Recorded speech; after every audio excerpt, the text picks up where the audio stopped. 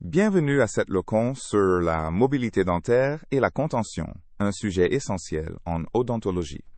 La mobilité dentaire est un motif fréquent de consultation, souvent lié à des préoccupations esthétiques et à la peur de perdre ses dents.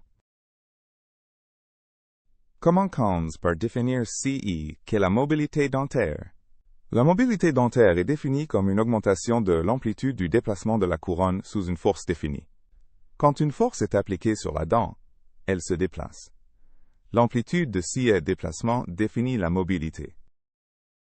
Il existe deux formes principales de mobilité dentaire. Premièrement, la mobilité normale, qui est physiologique. Les dents possèdent une certaine amplitude de mobilité due à l'équilibre démodontal entre apposition et résorption. Une mobilité physiologique transitoire peut survenir en raison de l'augmentation du volume du ligament periodontal ou de changements hormonaux. Deuxièmement, la mobilité pathologique, qui est anormale. La mobilité pathologique résulte d'une rupture de équilibre démodontal et vasculo-nerveux, entraînant une réduction du support tissulaire.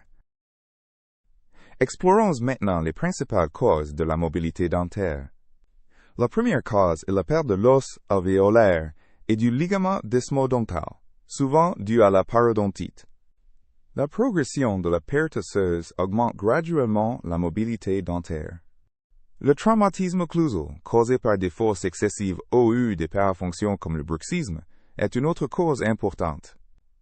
Des forces occlusales excessives peuvent endommager le periodonte et augmenter la mobilité. L'extension de l'inflammation de la gencive démodonte peut aussi provoquer une mobilité pathologique. Certains facteurs hormonaux peuvent augmenter temporairement la mobilité dentaire. Les hormones jouent un rôle important dans la mobilité dentaire temporaire. La mobilité dentaire augmente pendant la grossesse et le cycle menstruel en raison des changements hormonaux. L'emploi de contraceptifs oraux peut également influencer la mobilité dentaire par leurs effets hormonaux.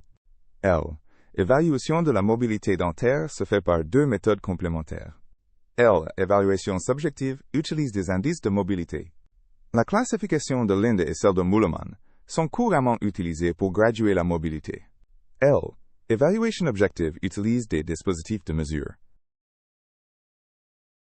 Le Periotest mesure la réaction du periodonte à une force définie, fournissant une mesure objective de la mobilité.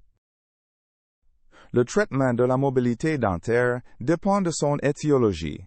Un examen clinique et radiologique complet est nécessaire pour déterminer l'étiologie et planifier le traitement approprié.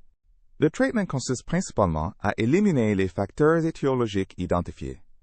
Une contention peut être nécessaire pour stabiliser les dents mobiles après traitement de la cause. Résumons les points essentiels de cette leçon. La mobilité dentaire est un problème fréquent en odontologie, souvent lié à la parodontite. Il est crucial de distinguer entre la mobilité physiologique normale et la mobilité pathologique.